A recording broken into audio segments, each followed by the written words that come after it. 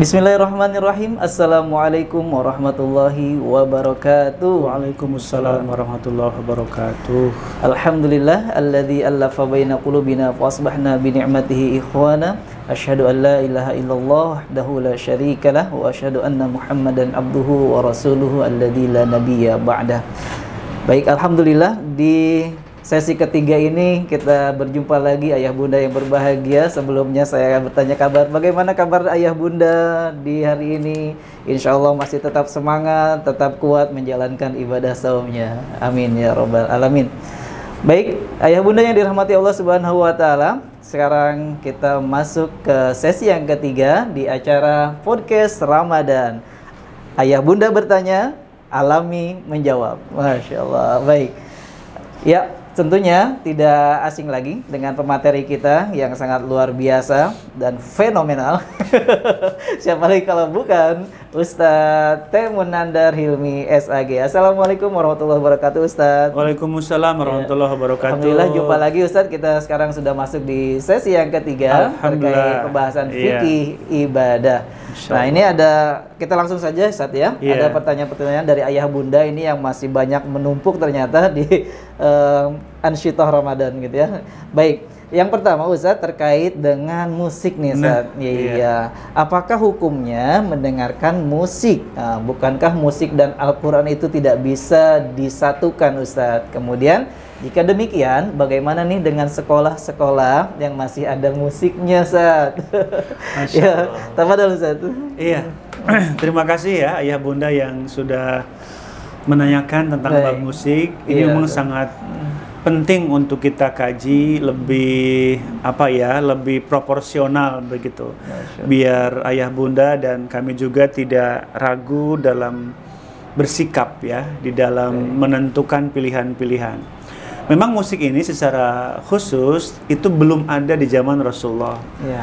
Sehingga sesuatu yang tidak ada di zaman Rasul itu membutuhkan ijtihad, membutuhkan pemahaman, membutuhkan pengalaman, kemudian hukum-hukum yang perlu digali gitu ya. Beda kan kalau urusan ibadah sudah ada ya dalam nas Al-Quran maupun nas hadis yang sahih. Kemudian urusan musik memang tidak begitu banyak gitu di zaman Rasul itu dibahas gitu. Nah, untuk karena ini masalah ikhtilaf ya, kita juga harus mencoba berlapang dada, artinya bahwa akan ada banyak perbedaan dalam menyikapi bab musik ini. Tapi karena saya sekarang sebagai narasumber atau orang yang ditanya oleh Ustadz Wahyudi, oleh host kita, jadi saya berpegang pada kaidah Imam Al-Ghazali bahwa beliau mengatakan itu mubah saja musik itu, ya. Artinya sesuatu yang diperbolehkan. Mau dinikmati boleh, tidak mengapa gitu. Artinya bukan sesuatu yang dikategorikan sesuatu yang jelek, yang berbahaya, tidak juga. Hanya ya para ulama juga memiliki semacam pandangan yang memagari kita gitu loh. Ya. Jadi akan menjadi hal yang dilarang musik itu pada akhirnya. Kalau ya di antaranya untuk memicu kemaksiatan, memicu kemaksiatan, ya. Kemudian juga mengandung unsur fitnah dalam lagu itu, lirik-liriknya, kemudian membuat telinga kita, hati kita tidak nyaman, malah gundah dan gelisah, gundah gulana gitu ya, resah dan gelisah begitu. Kemudian ini musik itu menjadi haram atau tak layak kita dengarkan kalau menjauhkan kita kepada kewajiban. Ini yang berbahaya. Jadi membuat kita lalai kepada Allah, lalai dengan kewajiban, lalai dengan Al-Quran. Ya jelas jadi tidak boleh kita berinteraksi dengan musik tersebut gitu. Makanya bahasa mubah itu dalam pandangan Imam Al-Ghazali, jika membuat hati kita menjadi peka, hati kita menjadi sensitif, hati kita menjadi syahdu, nyaman, itu diperbolehkan gitu. Mubah saya. Mubah gitu. Jadi kan ada orang dengar musik, mohon maaf ya, agak sedikit lebay mungkin, jiwanya jadi enak gitu. Banyak bersyukur. Dengar musik bukan musik kali ya, lantunan tiba-tiba kita menangis, ingat dosa. Apa perlu dilarang juga? Kan tidak gitu. Hanya perlu kita pendewasaan diri, jangan sampai kita larut dalam musik itu. Nah, sekolah juga tentu boleh menggunakan musik tapi yang positif. Ya, baik. Memberikan makna, tidak tadi menjauhkan dari kewajiban-kewajiban kepada Allah. Masya Allah. Ya. Baik, luar biasa bab terkait dengan musik gitu ya. Masya Allah. Baik ayah bunda, ya, demikian tadi penjelasan terkait dengan bab musik ya. Nah, bagaimana hukumnya? Memang tidak bisa disatukan antara musik dengan Al-Quran tentunya. Tidak bisa. Ya, baik. Ya, baik, langsung saja ayah bunda, mudah-mudahan yang tadi sudah dijelaskan kita bisa memahaminya secara bersama-sama. Kemudian ada pertanyaan yang berikutnya nih Ustaz. Ya. Yang pertama pertanyaannya adalah, batalkah wudhu kita jika bersentuhan dengan suami nih Ustaz? Atau suami istri lah gitu ya. Ya, jadi pasangan suami istri nih pas sudah wudhu mau sholat, tiba-tiba nyentuh, ada yang sengaja atau dengan tidak sengaja gitu Ustaz, gimana? Baik, itu Ustaz.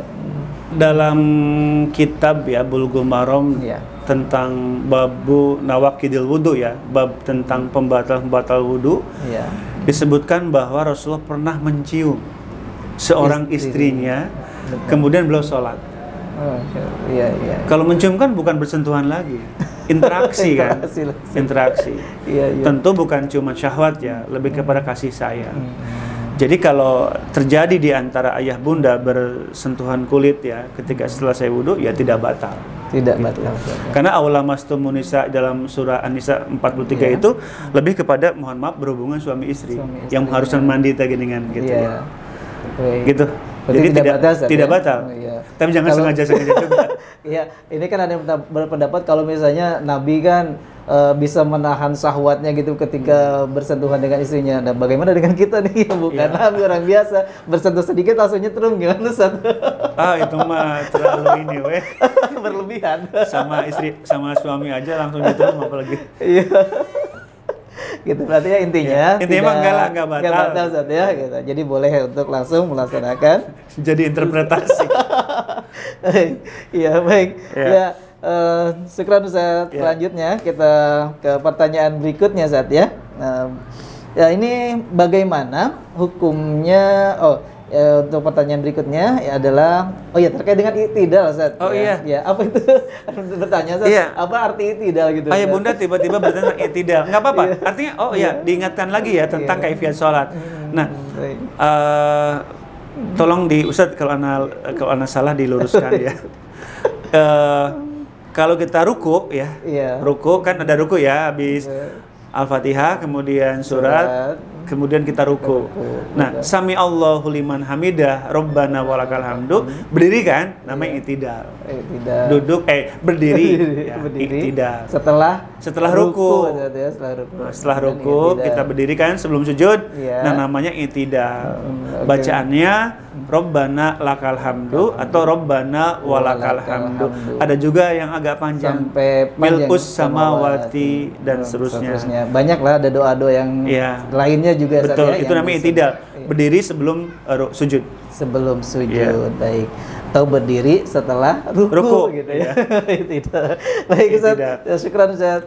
Ustaz, tangannya beda-beda. Gitu, ada yang sami Allahu liman hamidah, ada yang langsung begini lagi. Bersedekap lagi. Ada yang dirumbaikan, dilepaskan gitu. Nanti ada kajian khusus. Ada kajian khusus terkait Ustaz ya, banyak terkait fikih karena ini ikhtilaf ya. Iya, baik. Tentunya kalau dibahas nggak selesai sampai beduk maghrib nanti Ustaz. Betul. Baik. Selanjutnya Ustaz ya, kita ke pertanyaan berikutnya.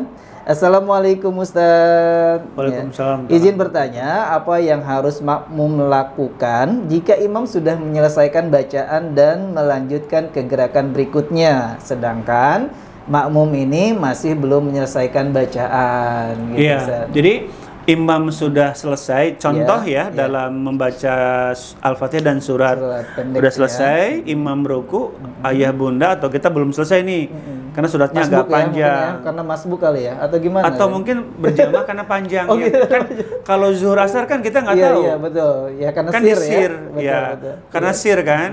Mungkin imam pilihannya surat yang pendek. Kita makmum yang panjang. Kan imam selesai kan ruku. Lah kita belum selesai suratnya. Ingat kaidahnya Nabi bersabda, Ju'ilal imamu liyutamma bihi. Imam itu dijadikan untuk diikuti. Artinya kalau ayah bunda kita di sini merasa belum selesai membaca surat, sementara imam sudah ruku, kita ikut ruku. Tidak ada, meskipun kita belum selesai baca surat atau doa mungkin. Kita sujudnya pakai doa yang panjang, imam pakai yang pendek, imam bangkit dari sujud, kita belum selesai, jangan cicing we sujud gitu, menyelesaikan. Untuk apa berjamaah kalau nggak ngikutin imam gitu. Jadi ju'ilal imamu liyutamma bihi, karena imam itu untuk diikuti. Tapi bukan berbarengan loh ya. Ada berikutnya ada tuh yang ikutan imam belum selesai sujud misalnya, udah ada yang ikut sujud. Jangankan mendahului imam, berbarengan pun tidak boleh. Mengikuti sampai selesai takbir gitu. Takbir, Allahu Akbar, Allahu Akbar gitu. Jadi kalaupun bunda belum selesai baca surat, nggak apa-apa. Karena tidak bunda niatnya bermakmum, ikutin imamnya. Gitu. Itulah karena memang konsepnya adalah imam untuk diikuti. Gitu ya bunda ya, mudah-mudahan bisa dipahami penjelasan dari Ustadz Taimunadal Hilmi.